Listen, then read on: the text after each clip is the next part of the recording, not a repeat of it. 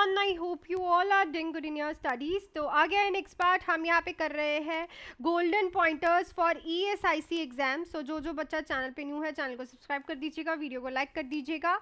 RRB and नॉर्सेट के लिए भी जो बैचेस हैं वो स्टार्ट हो चुके हैं. आप 7973244089 पे कॉल या फिर मैसेज करके कोई भी बैच जो है ज्वाइन कर सकते हैं.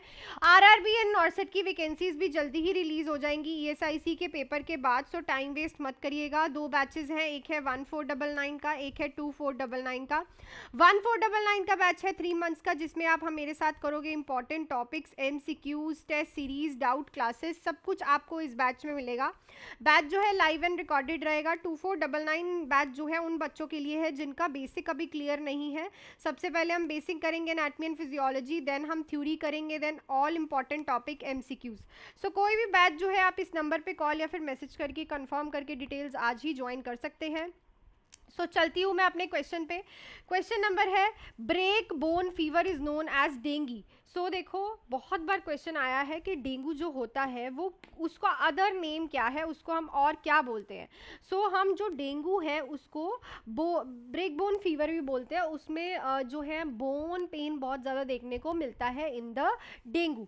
नेक्स्ट है, complication associated with tracheostomy tube is laryngeal nerve damage. तो अगर किसी को भी ट्रेकियोस्टमी ट्यूब डलती है सो उसमें हमें देखने को मिलता है कि जो लेरेंग्स की नर्व है, लेरेंजियल नर्व है, वो डैमेज हो जाती है.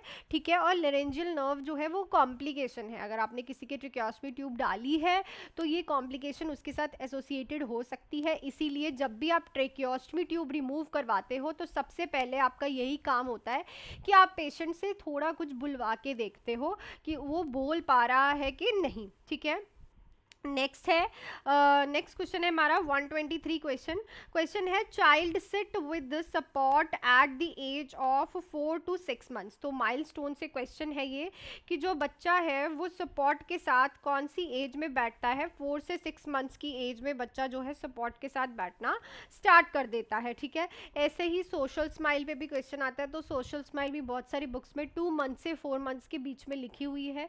सो अगर आपको 2 months आएगा तो आप 2 months पे टिक करोगे, 3 मंथ्स है तो 3 मंथ्स पे. ऑप्शंस पे डिपेंड करता है, उसके हिसाब से ही टिक करोगे. ठीक है, नेक्स्ट है, concentration of oxygen in expired air is about 16%. सो जो ऑक्सीजन आप छोड़ते हो, एक्सपायर करते हो, एक्सेल करते हो, उसकी जो कंसंट्रेशन होती है वो होती है 16%. ठीक है, सो एक्सेल ऑक्सीजन की कंसंट्रेशन इज 16%. नेक्स्ट है, the apex of the heart is formed at a left ventricle. So बहुत बच्चों को ये कंफ्यूजन होती है. बेस जो होता है वो upper side of the heart बनता है, एपेक्स जो है वो down side of the heart बनता है. सो मोस्टली वो कहाँ पे फॉर्म्ड होता है, लेफ्ट जो वेंट्रिकल है वहाँ पे एपेक्स ऑफ द हार्ट जो है वो फॉर्म होता है. नेक्स्ट है cheilosis, cracking of the lips. तो चिलियोसिस को क्या बोलते हैं हम, क्रैकिंग ऑफ द लिप्स. ये बहुत बार क्वेश्चन आ चुका है कि what is the meaning of cheilosis. तो चिलियोसिस का मतलब होता है लिप्स की क्रैकिंग, जैसे कि क्रैक हो जाते हैं, ब्लीडिंग होती है वहाँ से, that is called cheilosis. Next है, the total number of intercostal muscles जो है वो 11 पेयर की होती है. सो जो इंटरकॉस्टल मसल्स है उनकी जो टोटल नंबर होता है 11 पेयर होती, 22 है, पर इन द पेयर वो हम क्या बोलते हैं 11 पेयर्स, 2 का एक पेयर. ठीक है, नेक्स्ट है, diabetes insipidus is related to deficiency of vasopressin. So ये क्वेश्चन से, ये वाले पॉइंटर से बहुत क्वेश्चन बनते हैं. जैसे कि सबसे पहले तो डायबिटीज इंसिपिडस जो है वेजोप्रेसिन की डेफिशिएंसी. अब वेजोप्रेसिन को हम बोलते हैं एंटी डायूरेटिक हार्मोन. ये फॉर्म कहाँ होता है, कभी कभी ये भी क्वेश्चन आ जाता है, हाइपोथैलेमस में ये फॉर्म होता है. उसके बाद आता है, ये स्टोर कहाँ पे होता है, स्टोर होता है ये पोस्टीरियर पिट्यूटरी में. ठीक है, सो ये सारे पॉइंटर्स आप लिख लेना, जो इसमें मैंने ऐड नहीं करती, साथ साथ में आपको बताती हूँ. सेकेंडली, डायबिटिक इंस्टिपिडस में आपको क्या देखने को मिलता है, बहुत ज़्यादा पॉलीयूरिया. ठीक है, पेशेंट की बॉडी में वाटर जो है वो कंजर्व ही नहीं होता, बिकॉज एंटी डायूरेटिक हार्मोन है ही नहीं. ठीक है, एंटी डायूरेटिक का मतलब है, डायूरेटिक का मतलब क्या है कि वो बॉडी से जो है वाटर को निकाल रहा है, और एंटी का मतलब वो रोक रहा है. तो मेन इसका यही काम होता है कि बॉडी में वाटर को कंजर्व करना. अब अगर इसी की ही अगर पेशेंट को डेफिशिएंसी हो गई तो ऑब्वियसली पेशेंट पेशेंट की बॉडी में वाटर कंजर्व नहीं होगा और उसे हम इन डायबिटिक इंसिपिडस कहते हैं। स्टोरेज एंड फॉर्मेशन पे कभी कंफ्यूज नहीं होना, दोनों को याद रखना है।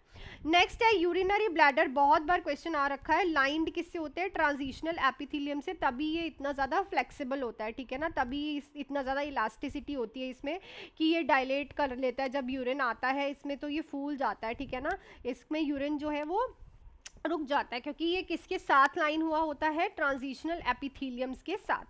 नेक्स्ट है heat regulating centre is a hypothalamus. तो आपकी बॉडी का हीट रेगुलेटिंग सेंटर कौन है? हाइपोथैलेमस जो है हीट रेगुलेटिंग सेंटर है। नेक्स्ट है cerebrospinal fluid secreted per day is 500 से 600 ml पर डे। तो कितना सिक्रीट होता है सेरिब्रोस्पाइनल फ्लूइड बॉडी में पर डे? 500 से 600 ml पर डे जो है ये सिक्रीट होता है। नेक्स्ट है SA node is located in the right atrium. So SA node जो है वो राइट एट्रियम में लोकेट होती है और एसए नोड को हम pacemaker of the heart भी बोलते हैं, ठीक है, क्या बोलते हैं? Pacemaker of the heart, ठीक है। सो ये भी आपको याद रखना है, pacemaker of the heart कौन है? एसए नोड, और होती कहाँ पे है? राइट एट्रियम में ये आपको देखने को मिलती है। नेक्स्ट है rheumatic fever is caused by group A beta haemolytic Streptococcus. जो रूमेटिक फीवर लोगों को होता है उसका जो कॉज है that is a group A beta haemolytic Streptococcus. Next है कफिंग, चॉकिंग, साइनोसिस। ये जो 3 C's है हमें किस में देखने को मिलते हैं? ट्रेकियो ईसोफेजियल फिस्चुला में। जब किसी के ट्रेकिया और ईसोफेगस में फिस्चुला बन जाता है तो उसमें हमें 3 C's देखने को मिलते हैं। कौन से 3 C's? Coughing, choking and cyanosis, ठीक है। पेशेंट को कफिंग होती है, चॉकिंग फीलिंग होती है कि कुछ ना कुछ चॉक कर रहा है, और पेशेंट ब्लूइश डिस्कलरेशन देखने को मिलती है उसकी बॉडी में। नेक्स्ट है complication of splenectomy is pancreatitis. तो अगर किसी की स्प्लीनेक्टमी हुई है तो उसकी कॉम्प्लिकेशन जो हमें देखने को मिलती है इज ए पैनक्रेटाइटिस। नेक्स्ट है fever, headache and nuchal rigidity is a classical symptom of meningitis. बार बार पूछा जाता है कि ये किसके क्लासिकल सिम्टम्स है और ट्राइएड सिम्टम्स है? फीवर, हेडेक एंड नकल रिजिडिटी जो है meningitis. Inflammation and infection of the meninges के 3 ट्राइएड सिम्टम्स जो हमें देखने को मिलते हैं is a fever, headache and नकल रिजिडिटी। नेक्स्ट है normal value of partial pressure of carbon dioxide जो होती है दैट इज 35 से 45 mm ऑफ Hg, ठीक है। बहुत बार ये क्वेश्चन आता है और मोस्टली ये आपको ना एसिड बेस इम्बैलेंस में देखने को बहुत ज़्यादा मिलेगा। तो अगर आप एसिड बेस इम्बैलेंस का टॉपिक कर रहे हो ना तो आपको सारी नॉर्मल वैल्यूज़ पता होनी चाहिए। Partial pressure of carbon dioxide, bicarbonate का कितना होता है, pH कितनी होती है, ठीक है। सो ये आपको प्रॉपरली याद होनी चाहिए। नेक्स्ट है जो प्लास्टर ऑफ द पेरिस जो है आप लगाते हो फ्रैक्चर वाले पेशेंट के, वो किससे बना होता है?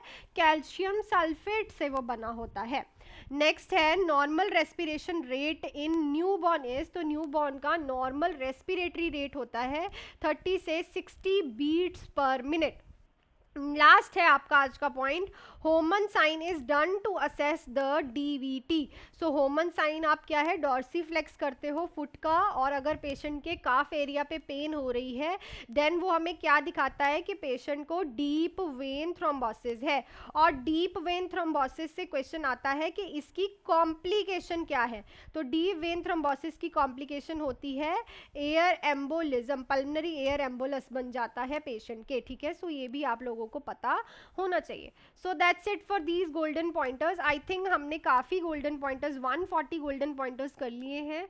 सो आप ज़रूर प्रीवियस वीडियोस भी ज़रूर देखो। वीडियो अच्छी लगे तो वीडियो को लाइक ज़रूर कर दीजिएगा, वीडियो को शेयर ज़रूर कीजिएगा। एंड अगर आप RRB एंड नॉर्सेट के लिए जुड़ना चाहते हैं तो 7973244089 पे कॉल या फिर मैसेज करके RRB एंड नॉर्सेट के बैच जो है स्टार्ट हो गए हैं। एक है 1499 का 3 मंथ्स का बैच, एक है 2499 का 4 मंथ्स का बैच। कोई भी बैच जो है आप इस नंबर पे कॉल या फिर मैसेज करके डिटेल्स लेके ज्वाइन कर सकते हैं।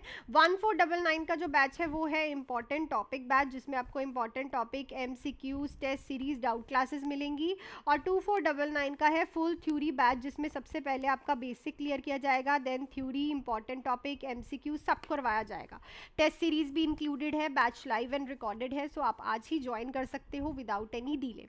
सो that's it for this video. Video मिलती हूँ कल एक MCQ क्लास के साथ, जिसमें आपको मैं बहुत सारे MCQs कराने वाली हूँ फॉर ESIC एग्जाम। सो बने रहिए इस चैनल पे। Till then do hard work and make your parents proud. All the best.